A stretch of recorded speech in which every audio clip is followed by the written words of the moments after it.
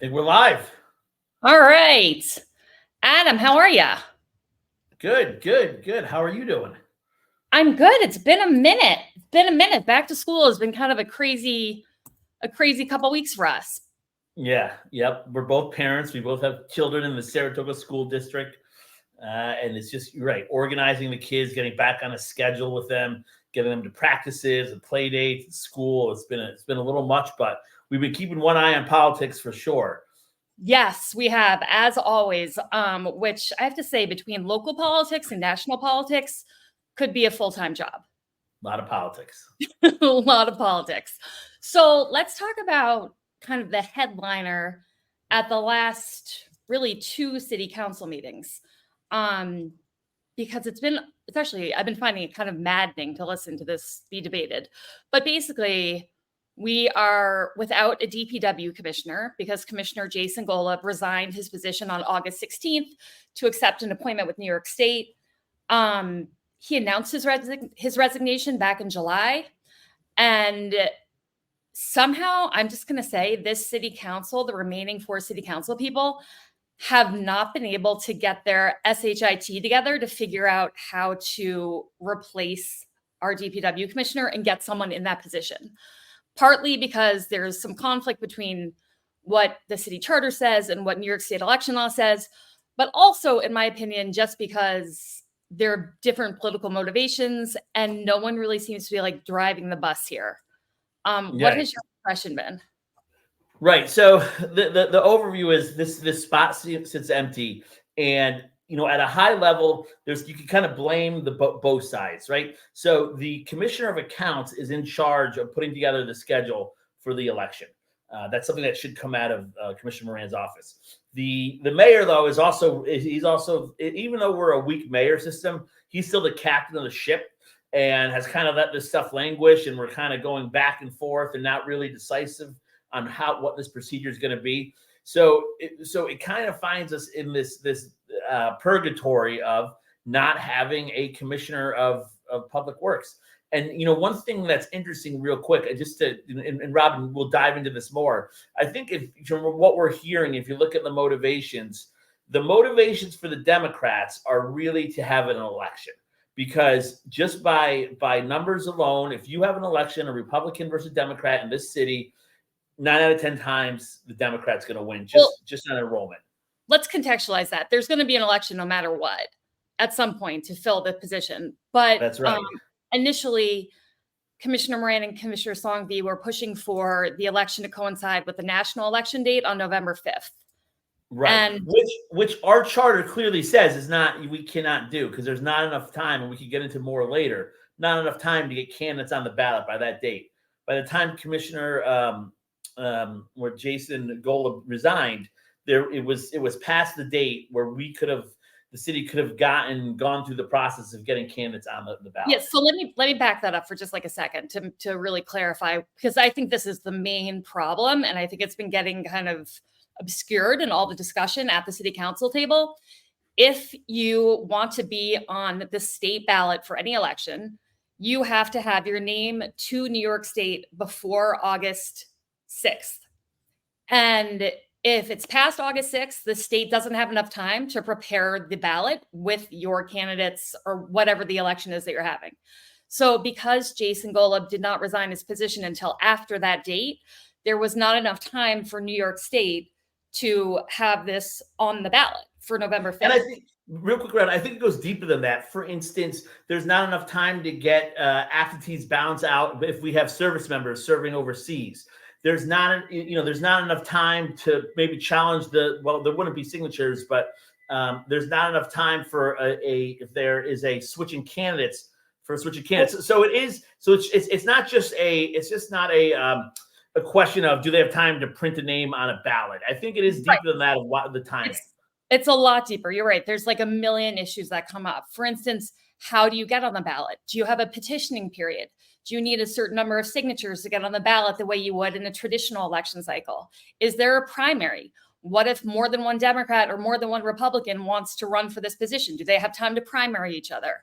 And then also in our city, an independent ballot line, specifically with the one Saratoga ballot line in the last election.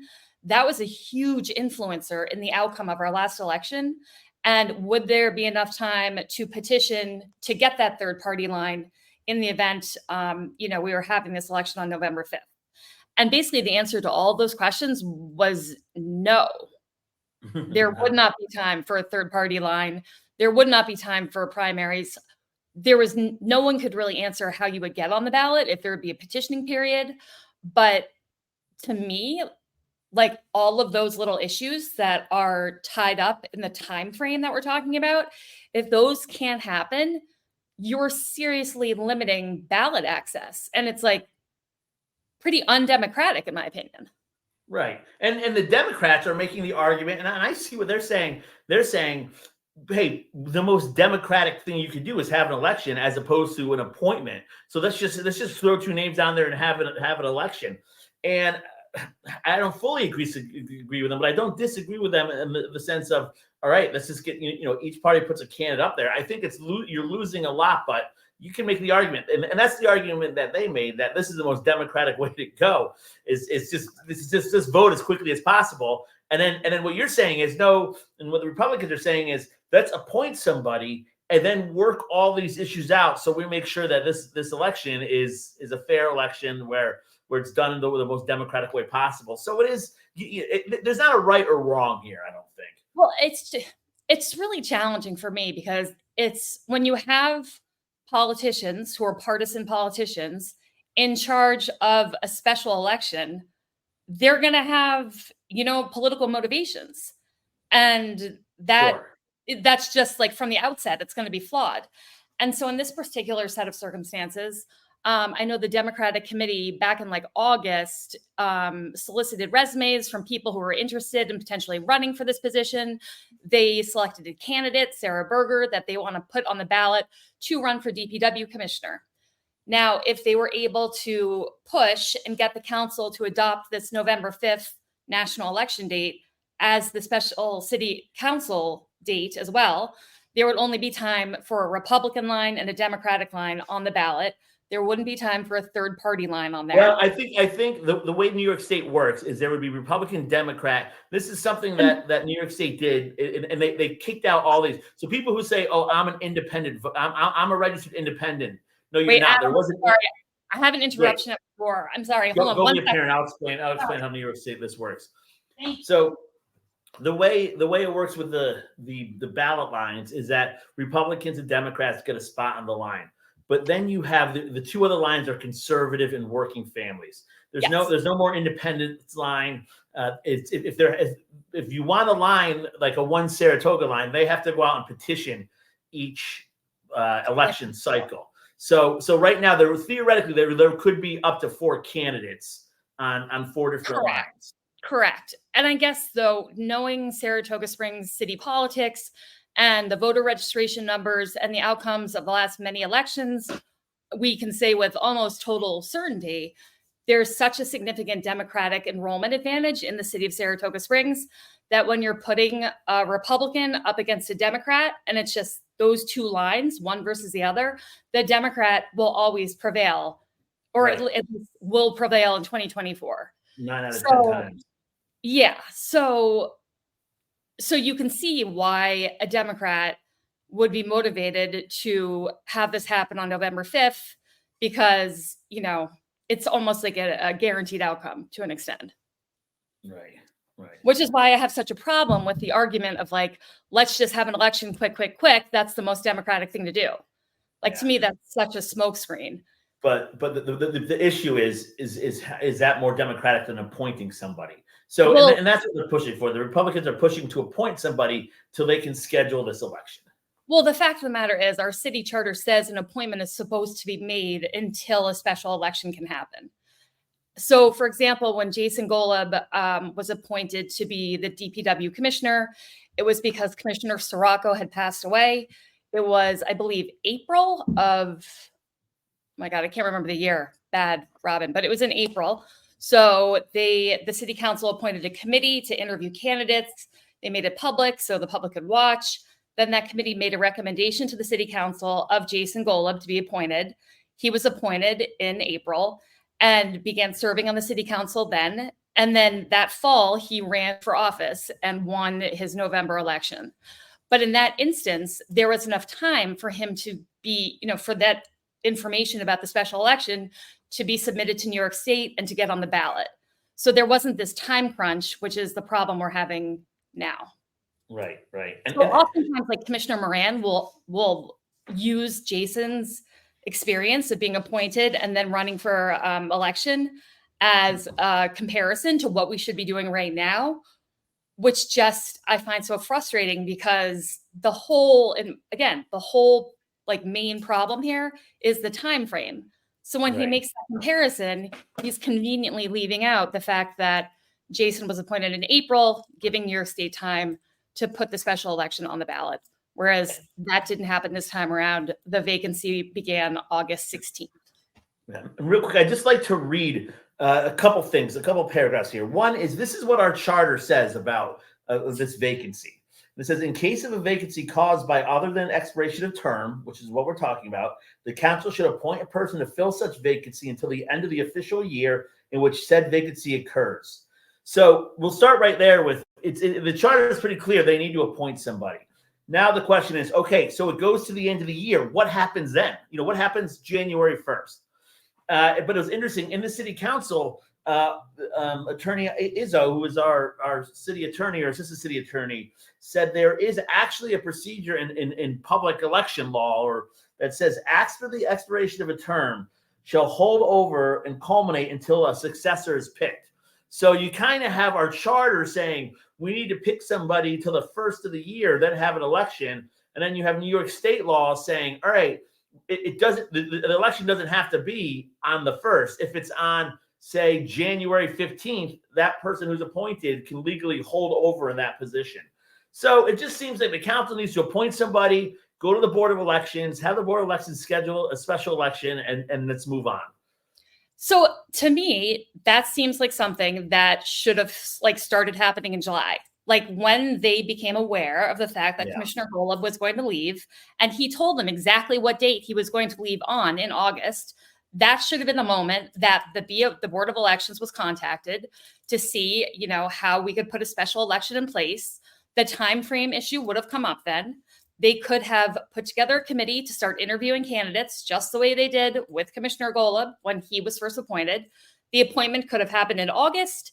The person would have been in office, and then they would then run, if they wanted to, in a special election whenever that was scheduled per the BOE and per our city attorneys saying everything was, in tandem with our charter. So there was no violation of city charter and no violation of New York State Board of Election law. Yeah. Now let me play a little.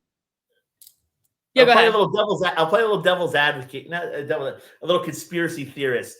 By no means do I think this is what's going on, or is there any evidence to support this? But it's interesting you say, all right, who's got the leverage here? Who wants what to happen? We're coming into budget season, and the way the budget season is, Commissioner Songvi puts out a proposed budget. They vote on it. If she's got to change it, she changes it. They vote on it again. If they can't agree on it, if they can't get a majority of votes on it, then Commissioner Songvi's proposed budget becomes the budget.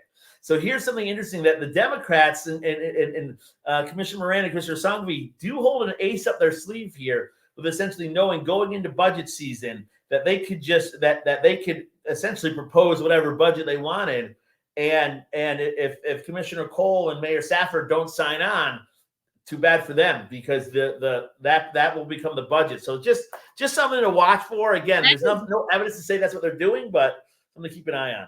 That is very conspiratorial, but you do have a point in that right now, and these guys, everyone on the city council kind of predicted this upon Commissioner Golub's leaving, was that a lot of the votes that were contentious or controversial would be voted 2-2, and therefore no action would be taken, because Commissioner Cole and Mayor Safford have been somewhat like-minded since they've been on the council, and Commissioner Songvi and Commissioner Moran have also been very like-minded in how they vote, and they have not gotten along as a group. And we've seen a lot of that with this issue in particular that has been really depressing to witness. I mean, the last city council meeting, listening to this conversation and this discussion around this appointment happened between the four of them was a total shit show, in my opinion. I couldn't believe how rude Commissioner Moran was being to the mayor, how he spoke to him. I couldn't believe how little the mayor knew at this point in the game about what was going to happen. They called up the city attorney, Dave Harper, to talk about this issue. I was pretty stunned at how little information Dave Harper had to offer. It seemed like everyone has just been sitting around for the last 2 months, like bitching and whining, and no one's been communicating or trying to make anything progress. And I just think it's really disappointing. Yeah.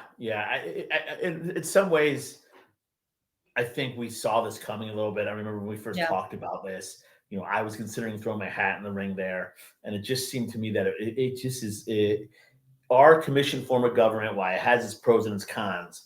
When you're stuck in a 2-2 deadlock, is unless you have some people who are really willing to reach across the aisle, which I don't know that we do, it can be just become a mess. And I think this has become a mess. And hopefully, it seems like we're finally getting somewhere where if the Democrats will agree to appointing somebody, if the Republicans can agree to setting a date for a special election.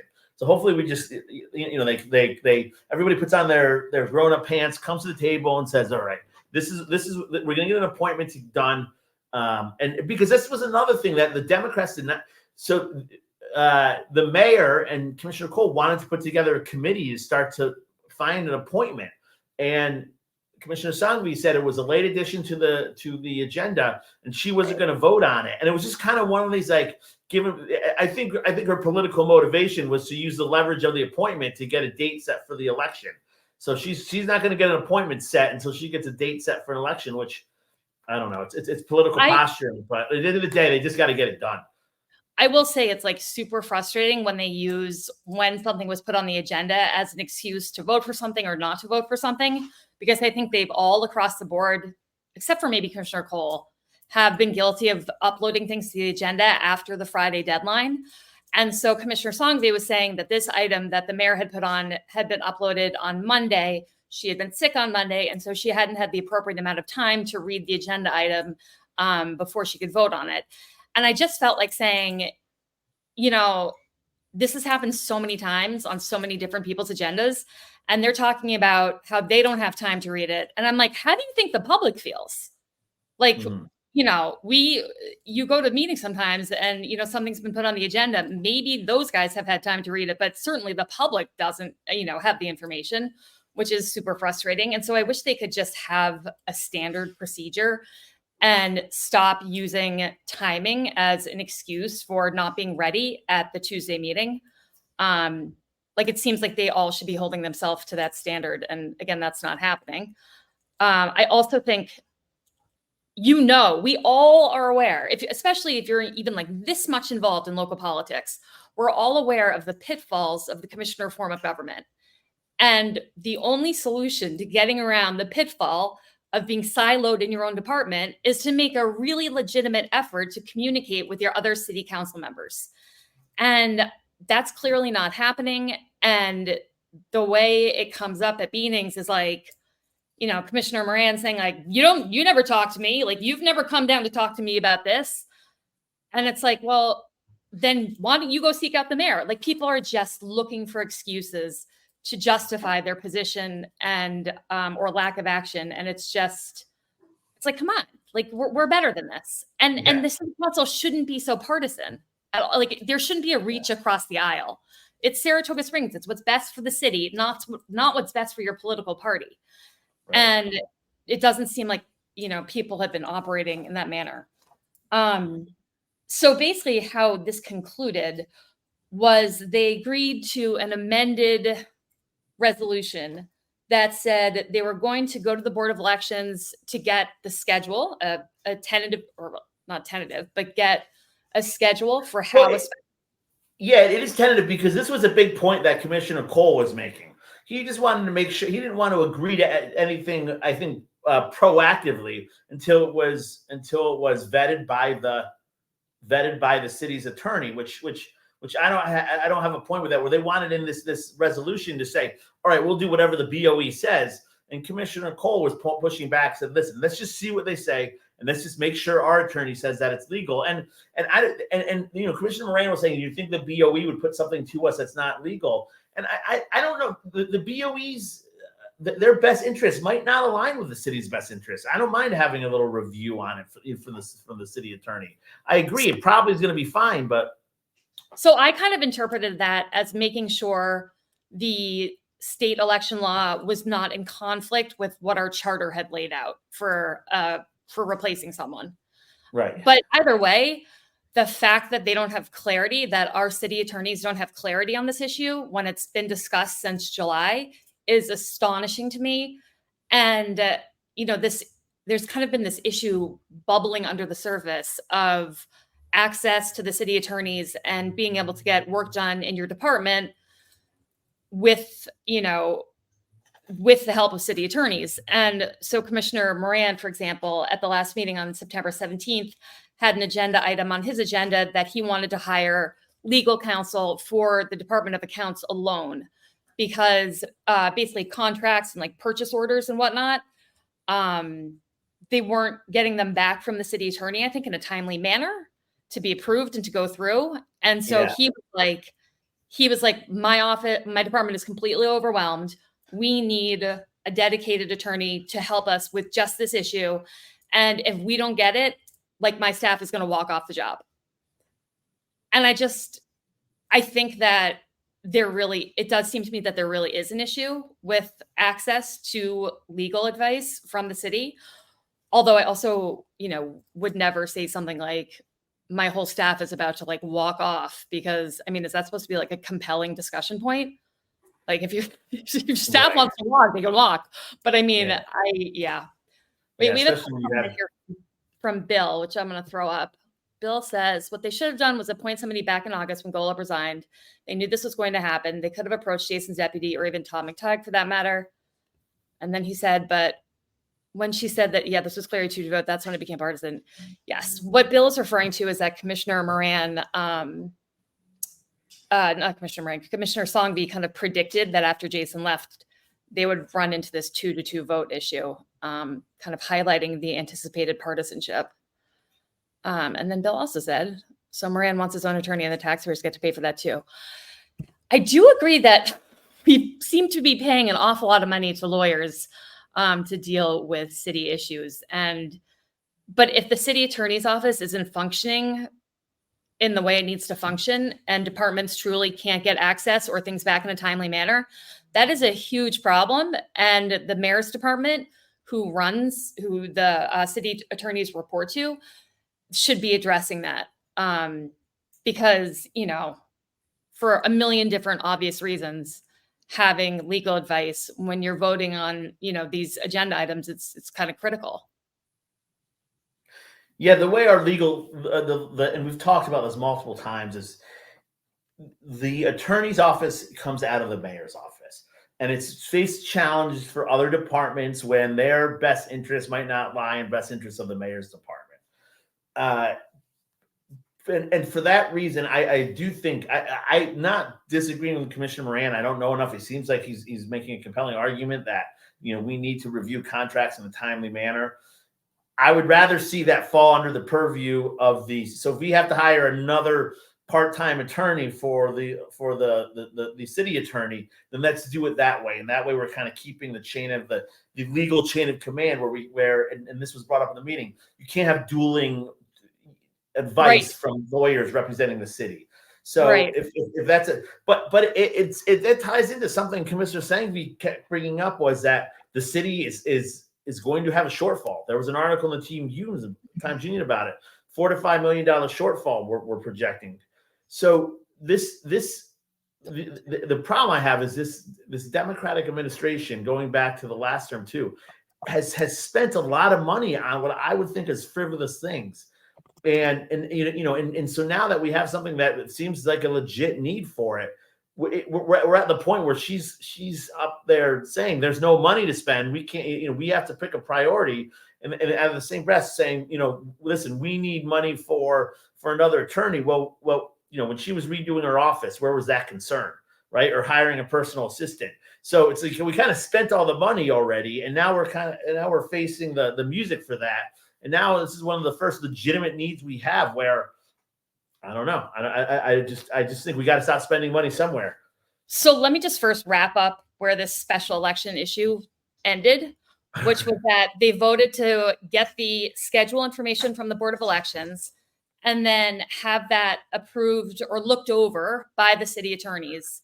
And I think it was that they wanted to get the information from the Board of Elections back by October 1st and make sure that everything was in accordance with New York State election law. So, nothing groundbreaking, basically doing what they should have done back in July, but that's kind of where it ended. But then, as you just mentioned, Commissioner Songvi on her agenda talked about this predicted budget shortfall that, to me, kind of came out of left field. And she does give us budget updates at every single city council meeting, which I appreciate. But from like a big picture perspective, it does seem like not this administration so much as the previous administration spent money like it was water. Like they spent and spent and spent and spent.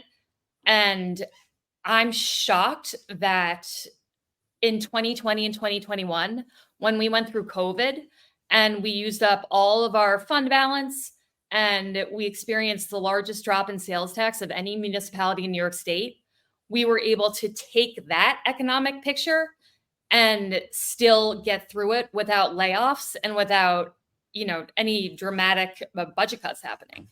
And that was just because, the city council and the commissioner of finance just strategically worked with banks and took out loans and worked with the timing and worked it out. But to me, that was like the most extreme economic circumstance the city could have been facing.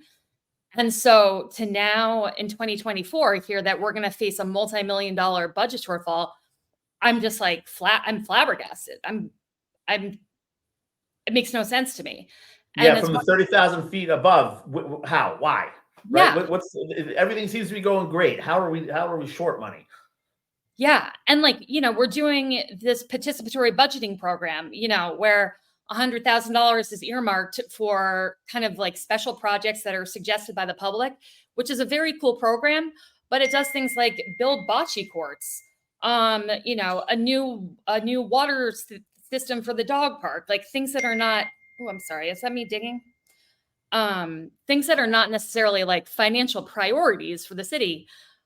So again, yeah, there's a lot of it's interesting because a lot of conservatives, and I tend by the conservative side of the aisle would give Commissioner Songvi would ding her for that. I'll give her credit for that. I am a fan of participatory budgeting, but it does draw to the bigger point of, all right, we could come up with a list of things that money was spent on frivolously, and now here we are with a budget shortfall when there shouldn't be one. And can you imagine if there's an economic downturn, right? Because if there's economic downturn, mortgage taxes, that income will drop dramatically. Sales tax from petroleum sales and other sales will drop dramatically. So we're having a budget shortfall in the good times. Boy, what happens if there's a bad time? Now, she did give some explanation as to some of the increased costs the city's facing. It got a little bit technical. I'm not sure if you can recall some of them, but it was, I know like the insurance premium that we have to pay for went up significantly. And of course, we can attribute that to the mismanagement of the risk and safety program by American. Yeah. So we knew that was coming. And then I think there was something about the New York State retirement program that was mentioned. Well, the fact is, the matter is that public service employees are very good at negotiating. When we hire, say, a fireman or a policeman or somebody, we're paying for them, unless something dramatic happens, essentially to their passing, right? So all the way through their retirement. So yeah, we have a huge, 85% of our budget, they quoted, is a fixed cost. And that's a huge number. And that goes to people's pensions, salaries, this insurance. We can't be self-insured. We got to pay this insurance premium. That again, the insurance premium goes up. All right, why is insurance premium going up? Right. But also you also look at things like spending $60,000 on an attorney for Commissioner Moran, and you know, there are ways to save, and I don't know that the city, like you said, the previous city councilman was great at doing that, but here we are. And the other thing that kind of like threw me for a loop is that the comparison that Commissioner Songvi brought up was that like other cities are facing similar budget shortfalls, like Schenectady, which is also facing like a $5 million budget shortfall. And I'm thinking to myself, when have we ever used Schenectady as a comparable to Saratoga Springs? We couldn't have two more different economies. And so I was kind of like, you know, let's not just like arbitrarily pull another city into this to kind of justify our budget shortfall. I think that's a bad move. But it will be interesting at the next meeting to see what the proposed budget is going to be, because that is when Commissioner Songvi is going to let the city know what her proposed budget is going to be based on the budget requests that all the different departments have put in. So it will be challenging. Bill is on fire today with comments, and he asks, do all the lawsuits have anything to do with the shortfall? BLM sued the city several times, pending lawsuits with them and a couple employees. Yeah, I think that's absolutely part of it, but not the bulk of it. Well, I think that leads to our, you know, we talked about our insurance premium going up for $1 million. I think that certainly plays into it. Insurance carriers see all the lawsuits against us, and they're going to we become a more of a risky endeavor for them. So that's our premiums go up. Yes, totally. But that was also largely because we were dropped by our insurer and then had to find a new one under Mayor Kim in probably the worst possible moment. Yeah, exactly. You know what's interesting is the insurance carrier said they were dropping us because of our risk, because Mayor Kim dropped the risk and safety position. But I would imagine, again, conspiracy theory, the insurance carrier is not going to come out and say, you know, I'm going to drop you because I'm going to drop the city because BLM's suing you. I don't think they would ever say that in a million years. So I think I would imagine that went into their decision making process. The explanation they give was risk and safety. That's the easy, clean one that's not gonna draw any red flags or you know, get on the Attorney General's radar. I'm going to take this opportunity to once again remind you and people in general, the entire expense of the attorney services that I received for the Attorney General's subpoena to respond to that in total were $16,000. So just to put in context a little bit, what some of these things cost versus, you know, Commissioner Moran's $60,000 plus bill that I guess continues to increase as he attempts to respond to a subpoena from the DA. Yeah, one thing is not like the other. But anyhow, I think it's discouraging about the budget shortfall to hear this, and I hope that we are able to make it through without doing some of the things that were suggested. For example, Commissioner Songvi brought up our paid parking, and I really hope that doesn't get extended for the entire year. I feel like that was a fear of a lot of people when the parking program was first proposed by Commissioner Golub as a seasonal thing. I think a lot of people just thought, you know, they'll start seasonal, but then they'll go to yearly. And I really hope that doesn't happen. It's completely effed with my parking up on Caroline Street. And, you know, there's mention of the cannabis tax revenue, but none of these things are going to be like huge revenue generators that Commissioner Moran hinted, and I think this is true, the short-term rental. Again, that's still in the air. That will increase revenue for the city. So that's something I'm looking for. And then, you know, again, Commissioner Moran and is his, what's the word I'm looking for? It's targeted reassessments that he talked about before. So, right. You know, as far as looking at homes from an aerial view, making sure the square footage matches what's on the rent rolls or the assessment books. So that's another way to raise revenue. But again, we can raise revenue all we want. It still doesn't mean we should be frivolous with it. And the city does need to do a better job. And I think, again, you're right, the previous administration do it just about how they're throwing around tens of thousands of dollars here and there for these little pet programs. And again, if you look at the amount of money we're paying for outside of the city attorney costs, if you add them all up, like all the different specialized attorneys or specific attorneys for the many lawsuits that have come up that have, nothing to do with Black Lives Matter and are from former employees that are suing the city, et cetera. If those costs could be streamlined somehow, it seems like that would be kind of an obvious move by increasing the city's legal department. But really quick, you brought up short-term rentals. I know that there was a public commenter who was commenting about her experience with short-term rentals, and she's had a particularly bad experience with a neighbor who rents out to Airbnb all the time. But I can't recall what Commissioner Moran responded with in terms of like where he is. So she threw it out there. So and this is the perfect worst example. Her, the house behind her, her neighbor it's owned by an LLC, who's just interested in turning a profit. It seems like it's rented at a very short-term basis, 1 or 2 nights. Most of she said, there'll be a lot of parties there. There'll be cars parked up and down the street. So this does seem like the exact scenario that Commissioner Moran's trying to tackle. And it was left with Commissioner Moran and Commissioner Cole getting her number and can talk to her offline. So again, there was no real short-term rental update. We're still kind of in purgatory there, but Commissioner, it's still on his radar. We're still moving towards something.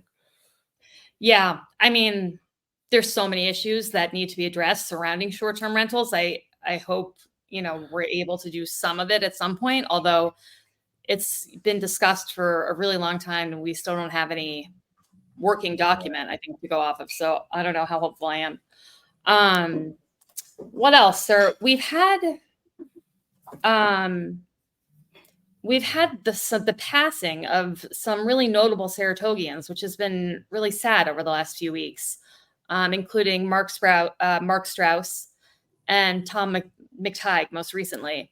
And so I just wanted to make mention of that because these are people who really contributed to the fabric of our community and its success. And, to have them pass it's a tremendous loss, obviously, to their families and friends. But also, I just think it provides an opportunity to talk about how much individual people have played a role in shaping Saratoga Springs and becoming the city it is today. Yeah, Mark Strauss and Tom McTighe were both kind of from my father's generation. I know he knew them both well. Mark Strauss, I remembered the store Mabu. It was a staple. My mother loved it. I have fond memories of it. I was probably 8 or 9 when it closed. It was a long time ago, but just the name Mabu is synonymous with downtown Saratoga during the 80s and 90s when downtown Saratoga was being revitalized. Commissioner McTighe, Tom McTighe, was again a close ally with my father, a good friend.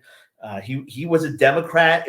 We talked about how right now Republican stands a 9 out of 10 chance of losing in this current enrollment. Back then, a Democrat had a 1 out of 10 chance of winning, and he would consistently win. And he was a bulldog on there, for better or for worse. But he got a lot done. And again, he was, the Saratoga of the 80s and early 90s was a really struggling city. I mean, we were called townies by the Skidmore kids, and we were supposed to be embarrassed about being from Saratoga. And that's part of the generation that handed it off, just a great little city, to this current generation that's now building skyscrapers and building dog parks and all that. I know. I think though, like the point you're making, and it's such an important point to kind of drive home, is that truly the success of our city can really be attributed to like a small group of individuals in a large part. And I just think it's so important for us to keep that in mind as we move forward, because the city's success doesn't just happen magically. It happens, it doesn't just happen because people write checks. It happens because people dive in, get their hands dirty, and, either serve the city in a political capacity or in a volunteer capacity, but they're engaged and they're committed, and that has to continue. Yeah, and one interesting thing is Mark Strauss was, and I forgot this, Commissioner Moran pointed out, was one of the founding members of the Preservation Foundation. So that just goes to show that, the volunteering, the work that they put in not for personal gain, although as the city grew, their boat certainly rose, but just for the love of this, the love and the vision that these guys had for this city. So exactly. Let's see. We were one just like quick, there's two interesting articles. This is a total left turn that have popped up over the last week or two that I thought were interesting. One actually I thought was less interesting and more just distasteful. One was in the Times-Union yesterday, I think, and it was the owner of the old Saratoga Diner, who owns the property that is leased to Code Blue on Adelphi Street, came out very forcefully saying that he thought he was doing a good thing by leasing, his property to Code Blue, but now it's become a real negative, and he hears that the county is moving forward with the permanent location for Code Blue, and he just thinks it's terrible for the neighborhood and the area, and was just really almost regretful that he had played any part in helping to facilitate a Code Blue shelter, which I thought was kind of disheartening. It wasn't Code Blue though. It was it's Code Blue has been what he has been able to help with in that it's his property that's being leased, but is the Code Blue one or the Rise? So it's the Code Blue one, which is on Adelphi, but then the county is planning to have a permanent facility in that area. Right. And I'll say this. It comes down to the city does not have a plan for the faucets to have less coming in than more going out than coming in. And we can keep building these facilities and they'll keep filling up and they'll keep growing unless we come up with a plan. And unfortunately, that takes some hard decisions that I think a kind of liberal leaning city is not ready to make. So I see where he's coming from a little bit, where just we are concentrating a certain population in an area that was just going to drive down the attractiveness, the beauty, the value of this area of our city, and we're doing it in a way while it makes us feel good. It doesn't produce any results that are long term and sustainable. This is where you and I have disagreed a little bit in the past, but I will say Saratoga Springs, so many people are so vocal about wanting to help the unhoused, but then when their neighborhood is the proposed neighborhood for a shelter, they all freak out and are turned into NIMBYs, which is just the height of hypocrisy, in my opinion. But also, as you know, and as I've said before, Code Blue was located about 4 houses down from where I live with my children for 3 winters. And it was an entirely positive experience for us. There was no crime issues. There were no issues to speak of at all. My home value wasn't affected. It truly was a positive for our family.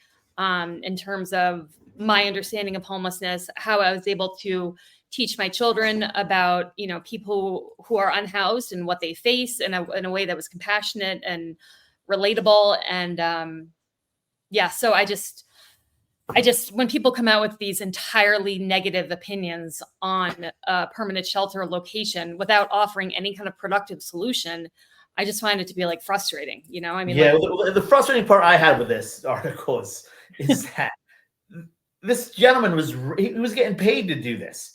He wasn't donating this space or this land. So if he feels that bad, take all that money he made and buy a shelter on the outskirts of the city and donate it.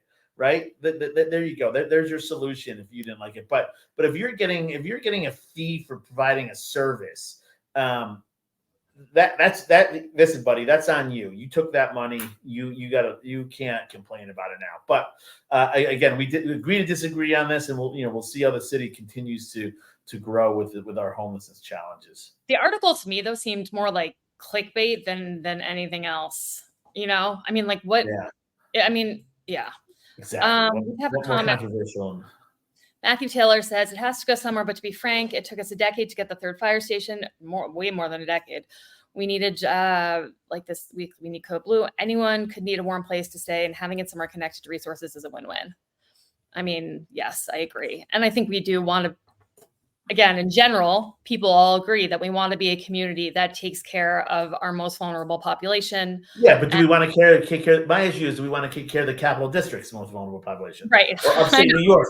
That's my only issue. I have no problem, and I have a record of taking care of our vulnerable population. I know, but the problem is we could have this debate all day long, because if someone shows up at Code Blue on a Tuesday night at 11 p.m. because it's 19 degrees out, but they happen to be from Albany, are we going to check their ID and kick them out? No. Exactly.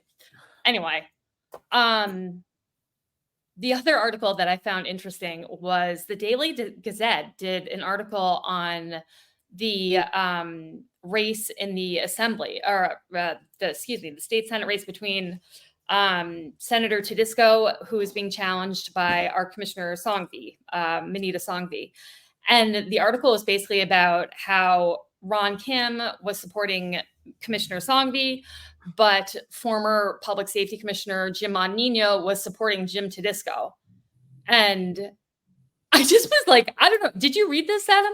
Yeah. Actually, it's been a little while since I read that article, but it was just like I don't know. It was just kind of like a weird, again, I don't know if there's been like some slow news days. It seems like there's tons of news, but it just seemed like a kind of arbitrary take on that election. Well, let me tell you what my take on. My take is, I think you're absolutely right, where Saratoga was probably the clickbait center of the Capital District when we had the BLM protest at our city council meetings. Yeah. And I mean, it was just complete bonkers bonanzas. And now we're a little dysfunctional, but we're mostly functional. Now they got to kind of create some stories. And so maybe that's what they're doing. But that brings up a great question of, why do you think we've been a number of months now, without BLM disrupting our city council meetings? Oh, yeah. Why do you think that is? I think there's a very obvious answer there, and it's that there's several lawsuits that they're involved in that against the city. And I am absolutely sure their lawyers have said, stop talking, don't go to public comment and talk anymore, because it could jeopardize our case against the city. You could say something that would basically jeopardize your legal case. So I'm sure they've been, told to stop talking. Yeah, and if that's the case, I'll just say that really goes to show you the kind of these social justice warriors, what they're in it for. Apparently they're in it for if this was really about social justice, you would still be pushing your issues, pushing that at city council meetings. But it seems right now this might just be about a cash out. And if you're right, if they're not coming because they want to get paid, then I think the city really needs, and all the supporters of BLM need to really look about how, are they supporting a social justice movement and cause, or are they supporting some grifters who are just trying to get paid? So that's something I think you should look out. The other question is, I think BLM has lost a lot of organic support within the city. They're down to very few people in the city who actually support their antics.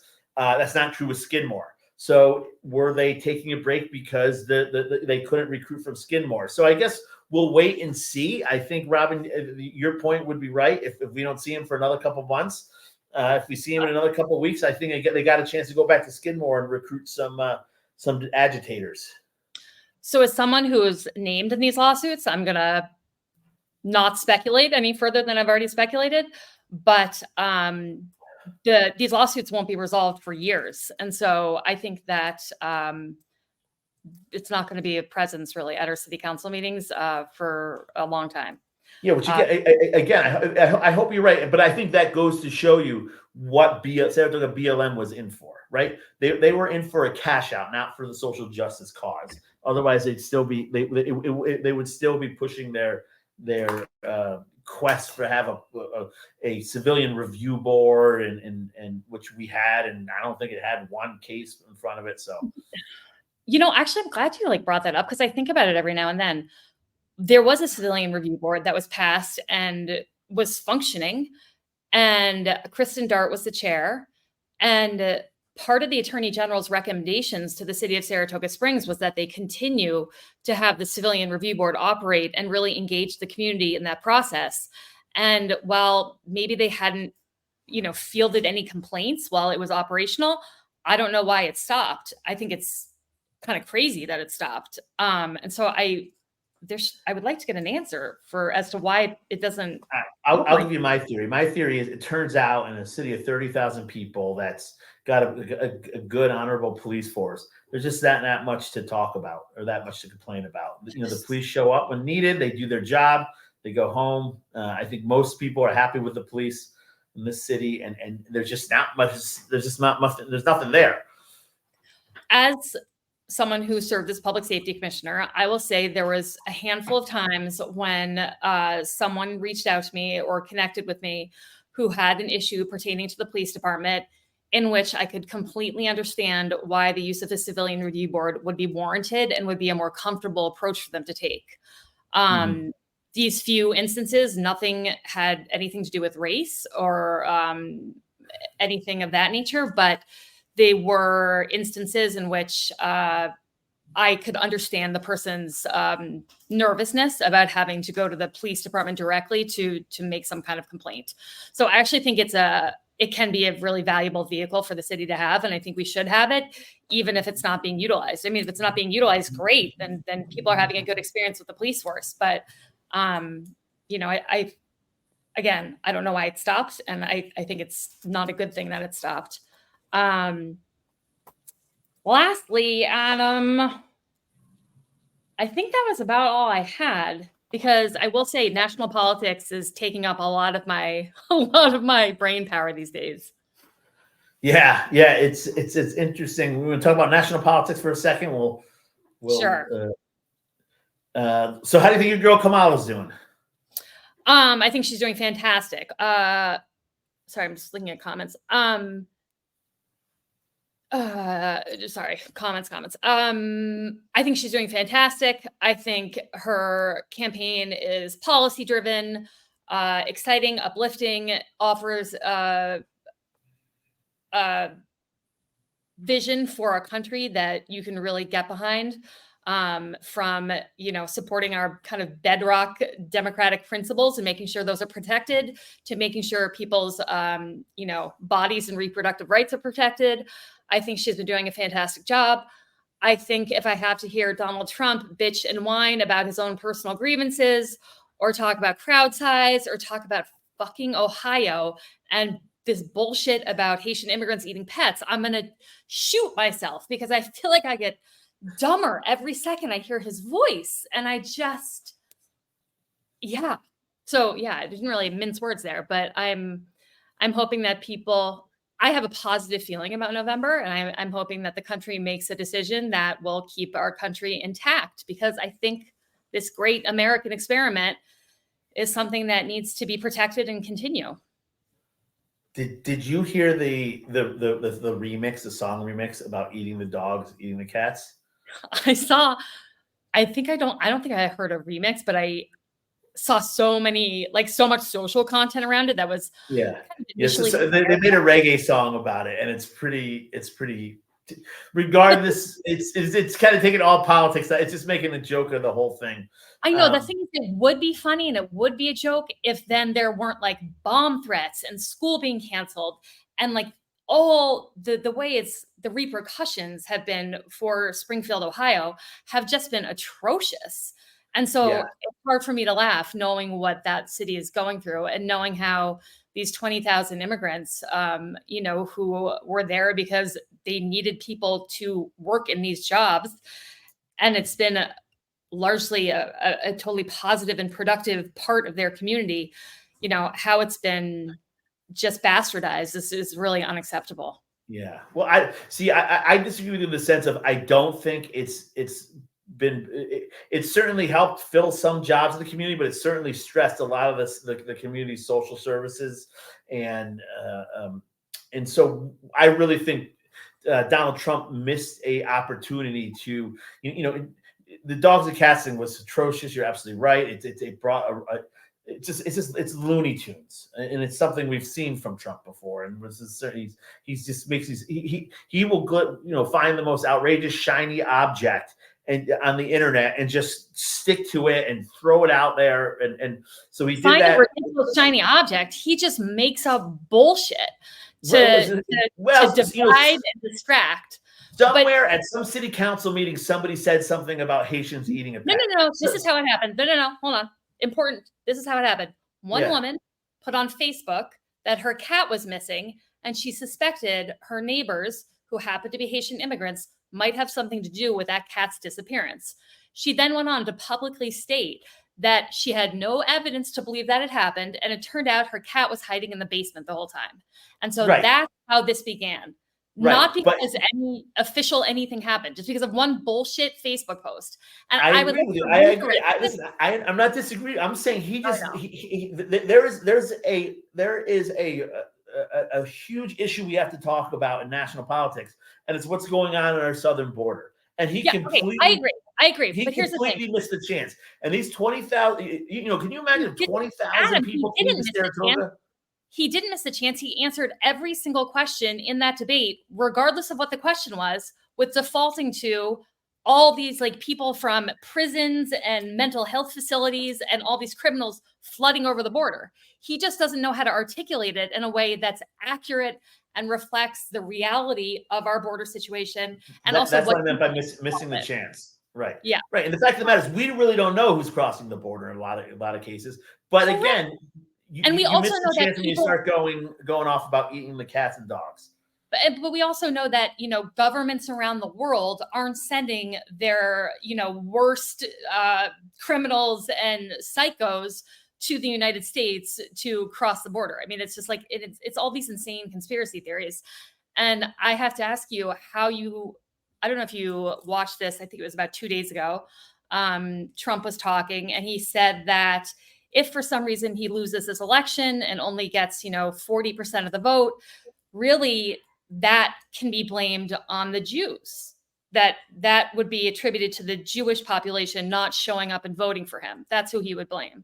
Yeah, well, I think what he's referring to is the Jews have vastly gone Democratic. Something like 70% of the Jews gone Democratic, and I think there's a big part of the Reformed Jewish movement who has put their politics ahead of their religion and Zionism. So there are Jews, and John Kaufman is a great. He's somebody I've disagreed with openly about this. He writes the Saratoga Politics blog, where I believe there are Jews who put their politics above their religion. And so that's what he's referring to, is that Donald Trump I'm scared for the state of Israel if Kamala Harris gets voted in. I am not if Donald Trump gets voted in. And so, you're not afraid for the state of Israel if Donald Trump gets voted in because you think Donald Trump's foreign policy will be more effective than Kamala Harris's foreign policy? 100%. I mean, the problem is this is all led by Iran and terrorism, and the Joe Biden and Kamala Harris. I think that's a wild statement. I think that the idea that Donald Trump is taken seriously by any world leader is a total fallacy. And I don't think he will have any significant influence over how this conflict is playing out. But that's I disagree. I think the Hezbollah, Hamas, the Houthis are all proxies of Iran. I think Iran's, Donald Trump's crazy, but I think Iran's scared of him. Iran would not be funding these and having these proxy wars if Donald Trump was in office. When you have people like Kamala Harris, saying things like, we kind of assigning equal blame to a known terrorist organization. I don't think she's ever said that there's equal blame to be assigned on both sides. Ever. I've never heard her say that. Well, I guess when Israel retaliates and they're saying no, Israel should not retaliate. All they're doing is they're giving power to Hamas. When she says we need a second, when we need a what's that? A ceasefire. Yeah, exactly. When we need a ceasefire, what they should be just saying to Israel is, Israel, go in there, get your people, end this. Take out Hamas, Hezbollah. These are not states. These are international terrorist organizations. But I'm like respectfully going to say, I think the problem with that approach is that we've seen over the last year, as we come up on the anniversary of this atrocity that was committed by Hezbollah, the problem with that approach has been the civilian casualties that have happened in conjunction with Israel's attack on Hamas. I don't know why I said Hezbollah, sorry, Hamas. Yeah, Hamas. Yeah, and I'll tell you this: if people who watched and this is the problem I have, if you watch the pager, where Israel blew up a bunch of pagers. Yeah, that was wild. Right? That was wild. That was the single greatest urban combat operation as far as civilian casualties that's ever been undertaken, right? I mean, you could not get more targeted because who has pagers? Hezbollah. That's who has the pagers. Nobody in their right mind would have a pager if you're not a terrorist. So no, I agree. That was brilliant. What? Yeah. I thought. I mean, I read that and I was like, I mean, how they had the foresight to do that and get them in the hands of Hamas, like the whole, that whole thing was really wild. And I appreciate that they were doing something to minimize civilian loss of life. Right. So wait, sorry, I don't mean to cut you off, but we're actually just on an hour, and I do right, exactly. Bill wanted to turn to state politics and ask what our opinion is of Proposition 1. And Bill, I'm embarrassed to say I'm not familiar enough with Proposition 1 to have an opinion. I think initially my opinion was to be in support of it, but I have not done my research, so to speak. I think so. Proposition 1, actually, I don't know. I have an idea of what it is, but maybe, hey, tune in. We'll be doing. There's going to be another city council meeting Tuesday. We'll be back next Thursday. Let's cover Proposition 1. Yes, totally. And we will keep our eye on the local elections that are happening. And we'll keep you posted on those and hopefully have some of the candidates on as we get into October. All right. We're so late. I'll talk to you next week, dude. All right. Bye.